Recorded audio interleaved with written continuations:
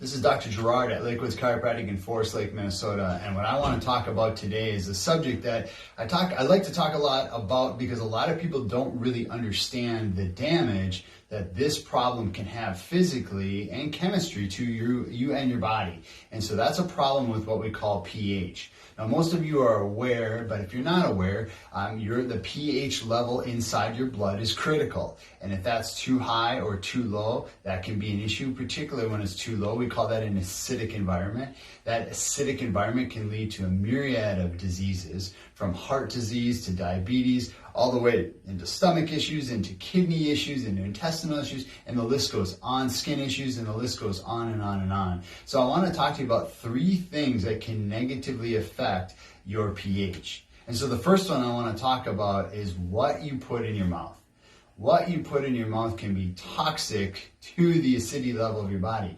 Ultimately, we want to be in an alkaline state. So what you put in your mouth can be troublesome. For example, cooking in an oil like, let's say, a vegetable oil or a canola oil is traditionally much more acidic than cooking in, let's say, olive oil. Eating chocolate, for example, is much different than eating fruits and vegetables from not only a health standpoint, but from an acidity standpoint. On top of that, meats. Eating meats that are highly processed tend to be more acidic than meats that tend to be more grass-fed, more free-range, etc. What you put in your mouth can have an incredible effect on the level of acidity in your body. What's the second thing that can create acidity issues? Stress in your home and your work and your personal life. Stress mentally, physically, emotionally tends to make your body in a very acidic state, a very low pH level. So the acidity can be amplified by the stress that you're going through and that I'm going through. What's a final way that pH can be negatively affected? What you drink. I try to, if you ever go to a Holiday or a Supermarket gas station these days, you'll notice that they advertise alkaline water, for example. Why do they do that? Because they know that water or liquid in an alkaline state is tremendously more helpful than something that is not. So a lot of the waters out there are incredibly acidic.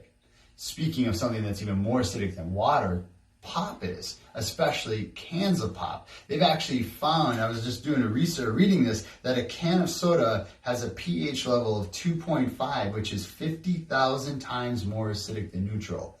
And in order to balance or neutralize that, you need to drink 30 cups of water. So think about that for a second. pH, acidity, by what you drink. So realize that if it's me and I'm looking at water sources, I'm looking at water with lemon in it. I'm looking at alkaline-based waters. I might be looking at teas like green tea or white tea, black teas, things like that. I'm going to be more apt to like that. Sorry, coffee drinkers, from an acidity level, coffee can be troublesome, especially if you add a lot of sweeteners to it. Just realize that sugar, of everything we've talked about, sugar is kind of the overriding principle. The more sugar something has, the more acidity it has with it. And so hopefully that taught you a little bit about getting your pH to come down, because believe me, from a health and a wellness standpoint, there's no such thing as quality health when you're in a completely acidic state. This is Dr. Gerard at Liquids Chiropractic in Forest Lake, Minnesota. We're here with you through the process. We'll see you soon.